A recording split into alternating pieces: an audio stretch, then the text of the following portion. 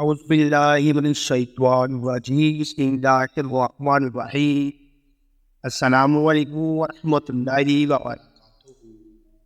معزز سامعین کرام، نماز کے دوران یعنی ہوا خارج ہونے سے کیا ہوتا ہے؟ کیا ہم اس صورتحال میں نماز مکمل کر سکتے ہیں یا نہیں؟ آج کل کے مولوی حضرات یہ بات کیوں چھپاتے ہیں؟ اور اگر ہم جماعت کے ساتھ نماز ادا کر رہے ہیں اور ہمارے پیچھے 3-4 صفیں موجود ہیں، تب اگر ہماری ہوا خارج ہو جائے یا ہوا خارج ہونے کا احساس ہو تو پھر اس صورتحال میں ہم کیا کر سکتے ہیں؟ کیا ہماری نماز ٹوٹ جائے گی؟ کیا ہم صفیں توڑتے ہوئے باہر نکلیں گے؟ کیا ہمارا وضو برقرار رہتا ہے؟ یا اگر ہم دوسروں کی نماز میں ڈسٹربنس نہ کرنے کی نیت سے وہیں کھڑے رہیں اور بعد میں وضو کر کے نماز کو مکمل کر لیں تو کیا ہمیں باجماعت نماز کا ثواب ملے گا؟ معزز سامعین کرام، یہ ایسے سوالات ہیں جن کے بارے میں پوچھنے سے ہم شرماتے ہیں، اور پھر جب کبھی ہمارے ساتھ ایسا معاملہ پیش آئے تو علم نہ ہونے کی وجہ سے ہم اپنی نماز خراب کر بیٹھتے ہیں، بلکہ اکثر اوقات تو ہم ثواب کی بجائے گناہ ہی حاصل کر لیتے ہیں۔ ان تمام سوالات کے جوابات قرآن و احادیث کی روشنی میں جاننے کے لیے ویڈیو کو آخر تک ملاحظہ فرمائیں۔ قرآن حکیم میں 100 سے زائد مقامات پر نماز کا ذکر آیا ہے، جن میں سے 80 مقامات پر صریحاً نماز کا حکم وارد ہوا ہے۔ جب اذان ہوتی ہے تو ہم اپنا کام کاج چھوڑ کر مسجد کی طرف رجوع کرتے ہیں تاکہ ہم نماز ادا کر کے اللہ تعالیٰ سے اپنے گناہوں کی بخشش کروا سکیں۔ حدیث مبارکہ میں آیا ہے کہ اللہ تعالیٰ انسان کے اعمال کو نہیں دیکھتا، بلکہ اللہ تعالیٰ انسان کی نیت کو دیکھتا ہے کہ وہ کس نیت سے عبادت کر رہا ہے۔ نماز جیسے اہم فریضے کی ادائیگی کے لیے باوضو ہونا اور دوران نماز باوضو رہنا نہایت ضروری ہے۔ اس لیے ہم وضو کر کے مسجد میں نماز ادا کرنے جاتے ہیں، کیونکہ وضو کے بغیر نماز ادا کرنا ثواب کی بجائے گناہ کے زمرے میں آتا ہے۔ اس لیے ہم جب بھی مسجد میں داخل ہوتے ہیں تو باوضو ہوتے ہیں۔ نماز کے لیے ضروری ہے کہ ہم جس جگہ پر نماز ادا کر رہے ہوں تو اس جگہ کا پاک ہونا ضروری ہے۔ ہمارے لباس کا، ہمارے کپڑوں کا پاک ہونا ضروری ہے۔ جس جگہ ہم نماز ادا کر رہے ہیں وہاں روشنی ہونی چاہیے۔ اندھیرے میں نماز ادا کرنا جائز نہیں ہے۔ ہمارا وضو برقرار ہونا ضروری ہے۔ اگر نماز کے دوران ہوا خارج ہو جائے یا جسم کے کسی حصے سے خون بہہ جائے تو ایسی صورتحال میں ہمارا کیا لاہ عمل ہونا چاہیے؟ آئیے کچھ واقعات اور احادیث سے معلوم کرتے ہیں۔ ایک دفعہ چند لوگ مسجد میں نماز ادا کر رہے تھے کہ کسی ایک شخص کی ہوا خارج ہو گئی۔ جب ہوا خارج ہوئی تو اس کی بدبو سارے کمرے میں پھیل گئی۔ جو لوگ نماز ادا کر رہے تھے سب کو معلوم پڑ گیا کہ ہم میں سے کسی نہ کسی بندے کا وضو ٹوٹ گیا ہے۔ ان چند بندوں میں سے کسی نے یہ محسوس نہ ہونے دیا کہ کس کا وضو ٹوٹ گیا ہے۔ اس نے شرم کے مارے نماز نہ توڑی بلکہ نماز کو جاری رکھا۔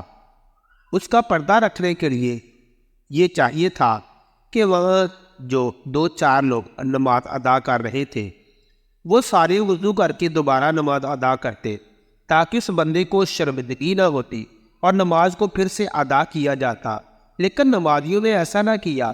ہمارے دین اسلام میں بھی یہی حکم ہے کہ کسی کے پردے کو ظاہر نہ کیا جائے جو دوسروں کے عیبوں کو چھپاتا ہے، تو قیامت کے دن اللہ تعالیٰ اس کے عیبوں پر پردہ ڈال دے گا جس سے اس کی دل آزاری نہ ہو۔ لیکن یہاں سوال دل آزاری کا نہیں، جیسا کہ حضرت علی رضی اللہ تعالیٰ عنہ سے روایت کرتے ہیں، تم میں سے کسی کی نماز کے دوران ہوا خارج ہو جائے تو وہ نماز چھوڑ کر چلا جائے اور وضو کر کے دوبارہ نماز ادا کرے۔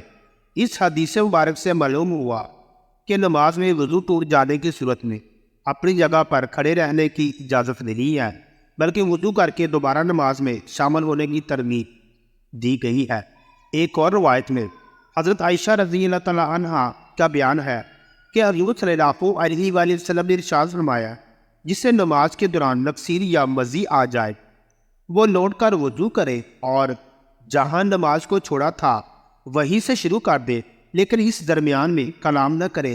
اور حضرت عائشہ صدیقہ رضی اللہ تعالیٰ عنہا سے مروی ایک اور حدیث میں دوران نماز وضو ٹوٹ جانے کی صورت میں صفوں سے نکل کر جانے کے بارے میں بتایا گیا ہے کہ نبی کریم صلی اللہ علیہ وآلہ وسلم نے ارشاد فرمایا، اگر کوئی نماز میں بھی وضو ہو جائے تو وہ ناک پکڑ کر علیحدہ ہو جائے۔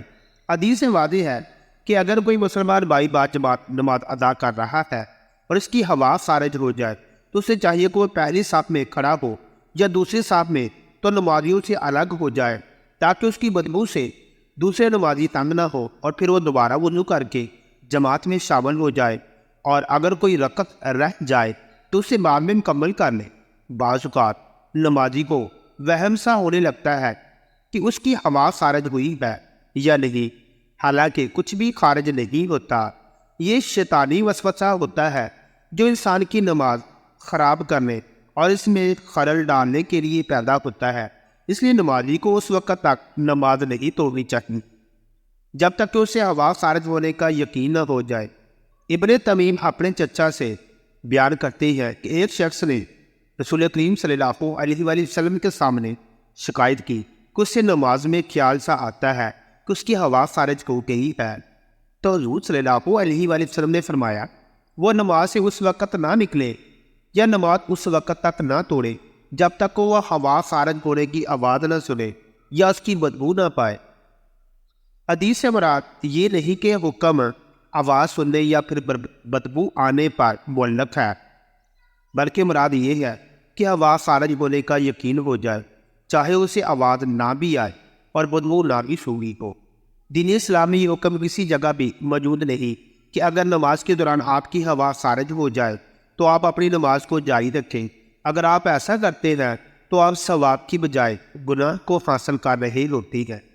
نبی کریم صلی اللہ علیہ وآلہ وسلم کی احادیث سے ظاہر ہے کہ اگر نماز کے دوران آپ کی حواس خارج ہو جائے تو آپ شرم کے مارے کسی کو یہ ظاہر نہیں کرانا چاہتے، تو ایسی حالت میں اپنے ناک پر ہاتھ رکھ کر نمازیوں سے پیچھے ہو جائیں کہ میرے ناک سے خون بہہ رہا ہے۔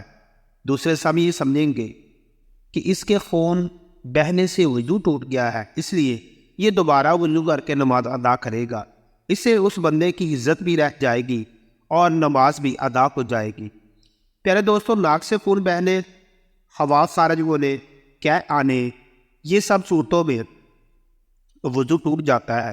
اگر ایسا ہو تو نمازی کو دوبارہ سے جماعت کے ساتھ نماز ادا کرنی چاہیے اور جو رکعت باقی رہ جائے اس کو بعد میں ادا کرنا چاہیے۔